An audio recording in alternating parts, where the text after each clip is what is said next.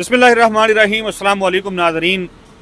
पेशावर में मौजूद हैं सदीक जान साहब, वसीम मलक साहब, रिजवान गलज़ई साहब हमारे साथ हैं। बहुत सारी मुलाकातें पिछली वीडियो में यकीनन आप लोगों ने देखा होगा, गुफ्तगू बड़ी डिटेल के साथ की थी। कुछ अहम मामलात जिसके ऊपर हमने बात करना है, एक तो सुहेल अफरीदी जो हैं, बस रख दें, ठीक है, वो दे दें, ब्लैक पेपर और नमक दे दें। सुहेल अफरीदी साहब, सदीक जान साहब, क्या बड़े डिसीजंस जो हैं केपीके में करने जा रहे हैं, बिलखसूस टिम्बर माफिया, करप्शन, गंडापुर साहब का दौर हो या उससे पहले निगरान दौर हो, करप्शन जो है केपीके में बतदरीज बढ़ रही है। उसको रोकने के लिए क्या करने जा रहे हैं, किस किस्म के इंतज़ामी जिसको कहते हैं तब्दीलियाँ केपीके में होनी हैं, ये बात भी डिस्कस हो रही है। तलबा यूनियन के हवाले से भी हमने पिछली वीडियो के अंदर कहा कि हम आपको बताएंगे। इसके ऊपर ज़रा एक तो थोड़ा सा ब्रीफ कर दें कि कौन से बड़े डिसीजंस पीटीआई करने जा रही है, और सबसे बड़ा जो सवाल है, एक ही दफ़ा मैं सवाल रख देता हूँ ना जी, कितने लोग पीटीआई लेके जाना चाहती है इस्लामाबाद लॉन्ग मार्च के लिए, और क्या इसके ऊपर प्लानिंग्स हो रही हैं, क्या टास्क लोगों को दिए जा रहे हैं, क्या पार्टी मसरूफियात हैं रहनुमाओं की। देखिए, एक ज़िमनी सवाल जी जी, एक कंट्रोवर्सी बनी, एनडीयू से एक वफ्द आया और वज़ीर आला ने उनसे मिलने से इनकार किया।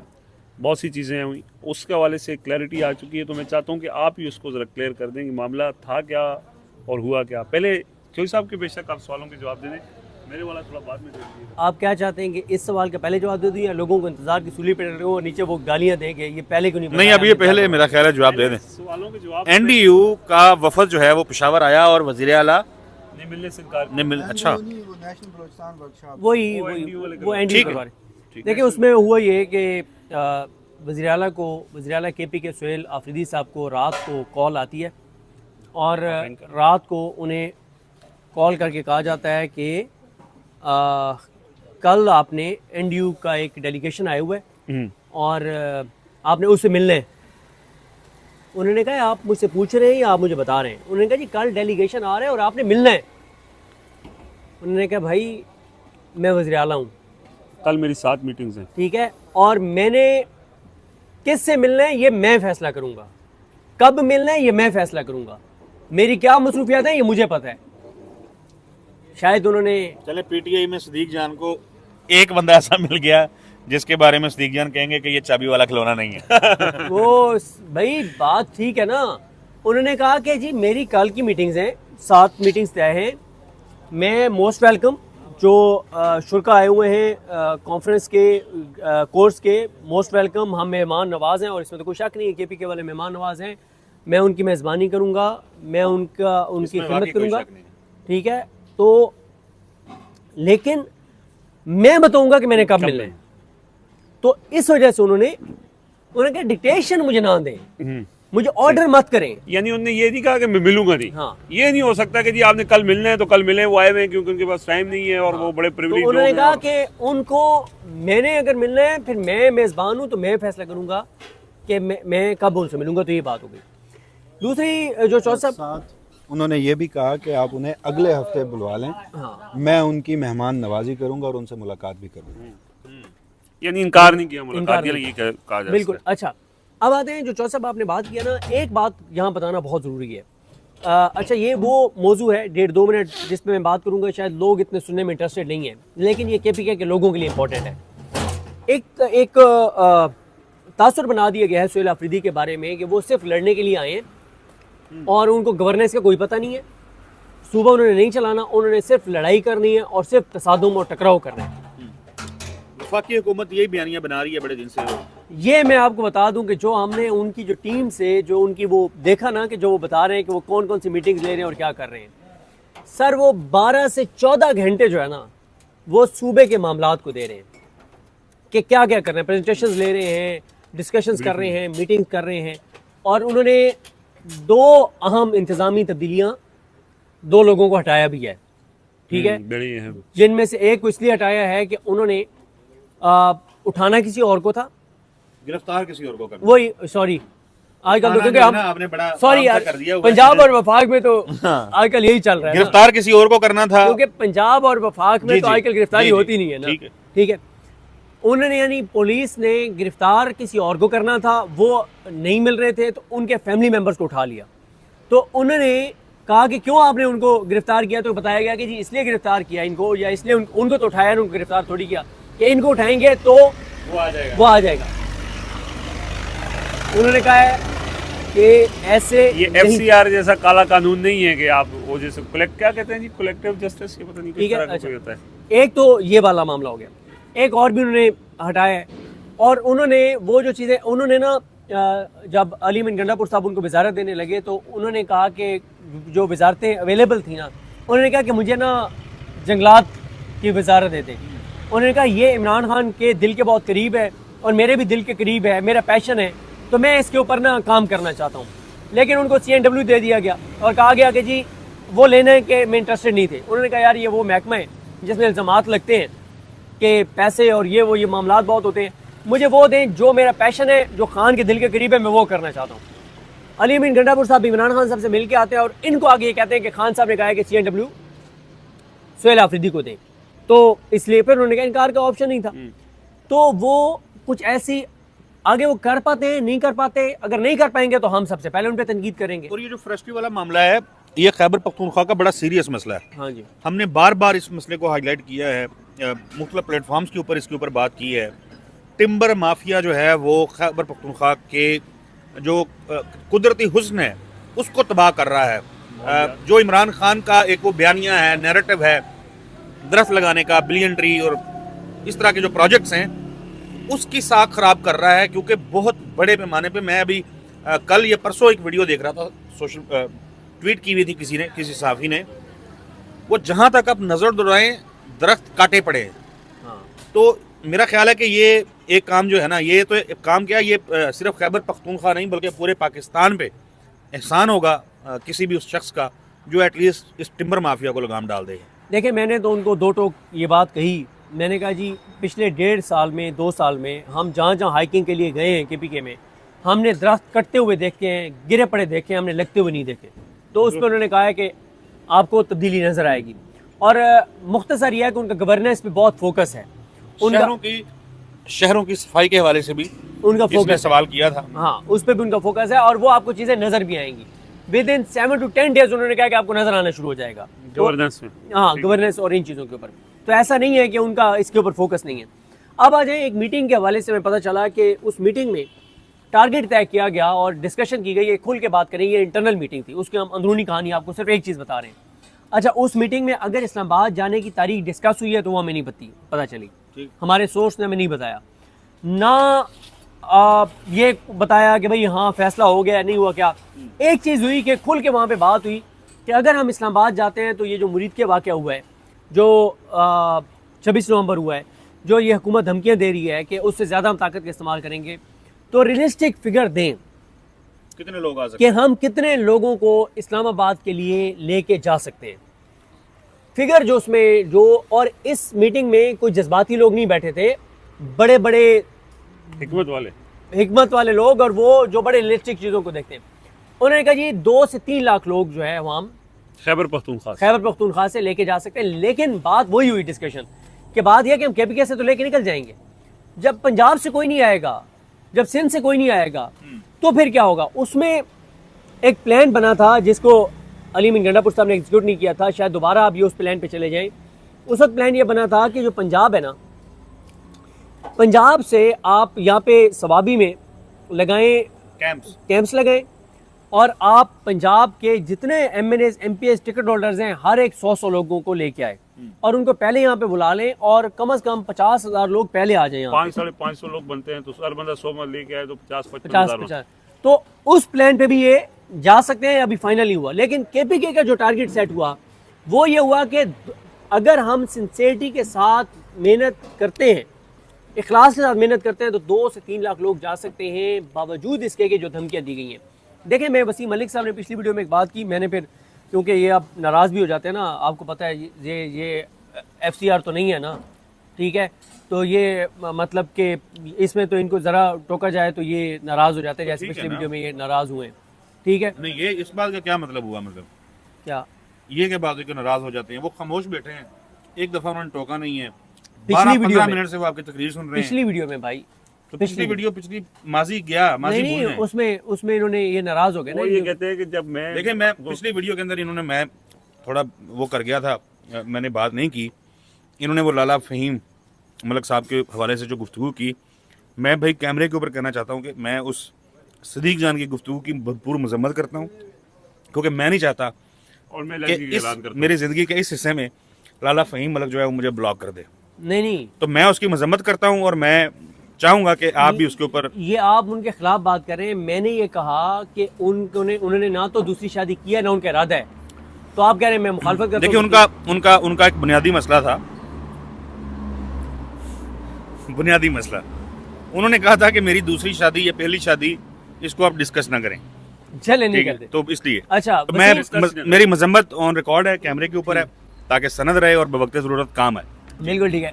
जो वसीम मलिक साहब ने पिछली वीडियो में बात की ना, जो मैंने जो तासुर लिया कि इन्होंने ये कहा कि केपीके वाले लोगों का केपीके में अमन के हवाले से या ऑपरेशन के हवाले से इतना बातचीत नहीं है जितनी बातचीत इमरान खान की रिहाई के हवाले से है। उस पर मेरा इख्तलाफ है, क्योंकि उसकी वजह क्या है। देखें, हम जब पीटीआई की एक्टिविटीज़ में आते हैं ना, पीटीआई के जलसों में आते हैं कवरेज करने के लिए, वहाँ पे हमें मिलता ही पीटीआई का वो वर्कर है जो सिर्फ इमरान खान की रिहाई के मेन एजेंडे के साथ आता है, यानी वो आते ही वहाँ इसलिए। लेकिन अगर आप इस दुकान से शुरू हो ना और आप आगे जब ये दुकानें खुली और लोगों से मिलना शुरू करें, केपीके के लोगों का नंबर 1 इशू ये है, यहाँ पे अमन अमान है। ये हम मेन शहरों की बात नहीं कर रहे, हाँ। हम बात कर रहे हैं ट्राइबल overall एरियाज की, साउथ डिस्ट्रिक्ट की। लोगों का। वैसे मेजरली ये 2 इश्यूज जो हैं, यानी जितने चक्कर हमारे लग चुके हैं पेशावर के, जितना हम आते हैं लोगों को मिलते मिलाते हैं, जो मलिक साहब ने बताया इमरान खान की रिहाई, ऑब्वियसली ये सबसे बड़ा इशू है। और इसी तरह तकरीबन उतना ही ये मामला डिस्कस होता है। मलिक साहब शायद ये कहना चाह रहे थे कि इस दफ़ा जब हम आए हैं तो ज़्यादा लोगों की गुफ्तगू इमरान खान की रिहाई थी। तो वो आपकी बात ठीक है कि चूंकि पीटीआई के उस तरह के लोग आए हुए बस थे। आप मलिक साहब को डिफेंड कर लें, देखिए लेकिन पिछली दफ़ा पेशावर जब हम आए थे जलसे पे, जब गंडापुर साहब तकरीर अपनी दरमियान में करके और जलसा गाह से निकल गए थे, कितने लोगों ने आके इमरान खान की रिहाई की बात की थी। मेरे पास शॉर्ट्स हैं, हाँ, मैं सुनवा देता हूँ। अभी 95% लोगों ने, अभी सुना देता हूँ, 95% लोगों ने कहा कि दहशतगर्दी खत्म हो, अमनो अमान आए। 95% लोगों ने तब कहा था। और कल हमने जब लोगों से गुफ्तगू की है तो लोग कह, अच्छा कल थोड़ा सा ये है कि दहशतगर्दी के ऊपर फोकस्ड गुफ्तगू नहीं थी, तरक्याती कामों के ऊपर गुफ्तगू थी, गवर्नेंस के इशूज़ के ऊपर गुफ्तगू थी। तो लोगों ने कहा माना उसको छोड़ो, बस ठीक है इमरान खान चाहिए। हाँ। नहीं, इसमें एक चीज़ ये हो सकती है, आप कंटिन्यू कीजिएगा। जो वसीम मलिक ने बात की है ना, वो डिपेंड करता है कि किस इलाके में क्या मसला है। अब जो अमन अमान का मसला है ना, वो अभी मर्दान, चारसदा, पेशावर, स्वाबी, इन एरियाज़ में या हज़ारा डिस्ट्रिक्ट में आप डिवीजन में देख लें, उस तरह से नहीं है। जो डायरेक्ट ट्राइबल एरियाज़ के लोग इफेक्ट हो रहे हैं, पेशावर में ज़्यादातर लोग उधर से आए हुए थे। आज ये वैसे मुझे ना आज वैसे मुझे ना आईनी बेंच याद आ गया है, ठीक है, कि हुकूमती वकील खड़े होते हैं सामने, लेकिन आईनी बेंच में जस्टिस जमीरुद्दीन खान, मोहम्मद अली मजहर, जमाल खान बंदोखेल, ये सारे ना हुकूमती वकील खड़ा है सामने, लेकिन वो हुकूमत के ऊपर बैठ के डिफेंड कर रहे होते हैं। भाई उनका वकील अपना खड़ा है, भाई वो कर लेगा डिफेंड, और भाई वो खुद बैठे हैं। तो आप मौका देंगे तो वो डिफेंड ठीक है। करेंगे, मतलब ठीक है। वसीम और मलिक साहब, दोनों डिफेंड किए जा रहे वसीम हैं। मलिक साहब सदीक जान कहते हैं कि 3 लाख लोग जो हैं वो खैबर पख्तूनख्वा से पीटीआई समझती है निकलने को तैयार हैं। पंजाब का निकाले जा सकते हैं। पंजाब का एक चैलेंज दरपेश है। बाकी भी उनकी आपने गुफ्तगू सुनी है, इसके ऊपर कमेंट कर दें और आपके हवाले से भी जो इल्जामात लगे हैं वो अगर क्लियर करना चाहें। देखिए आपने ना वीडियो का आगाज़ किया था गवर्नेंस के हवाले से। असूली तौर पर होना यही चाहिए, चीफ एग्जेक्टिव या कैबिनेट या पूरी सूबाई मशीनरी होती ही इसी मकसद के लिए है।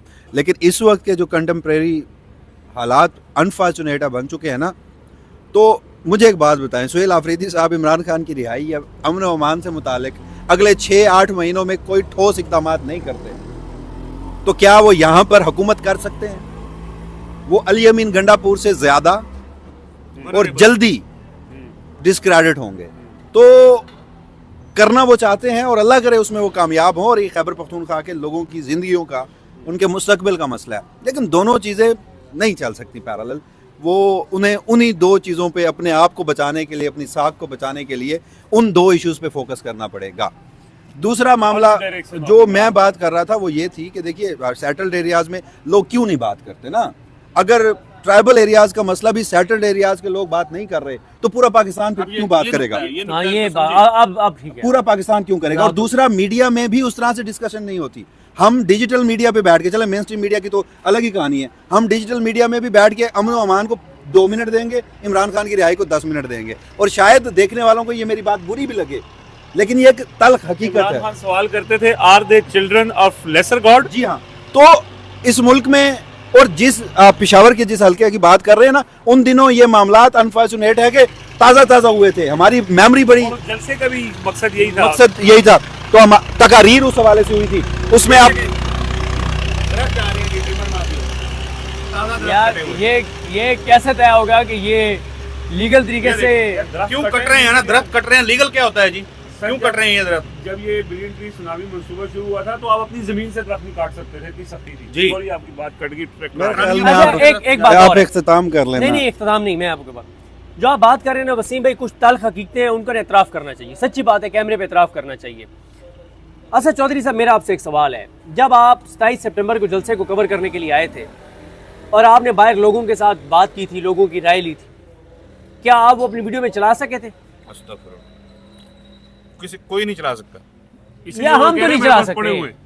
मैंने बताया। आप लोगों की गुफ्तगू ना चलाएं, आप वहां खुद गुफ्तगू एक ऐसे अंदाज में कर लें जो हम कर सकते हैं। वसीम मलिक नहीं, सच बोले ना, सच बोले, मैं सच बोलूं? मैं सच बोलूं? मैं पहले बोल देता हूँ, जो लोगों के केपीके के लोगों के दहशतगर्दी के खिलाफ ऑपरेशन के हवाले से सेंटीमेंट्स हैं, उस पर हम बात नहीं कर सकते, बात खत्म हो गई।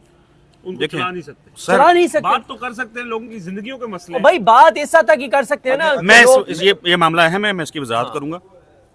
देखें, लोगों के शॉर्ट्स, लोगों की गुफ्तगू चलाने की सकत जो है वो हम में नहीं है।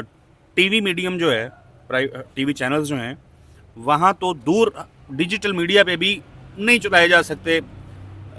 आप उसको दबाव कह लें, उसको एक सेकंड में मेरा कंप्लीट कर लूं। मेरी गुजारिश उसमें ये है कि आप मामले को एक और एंगल से देख रहे हैं।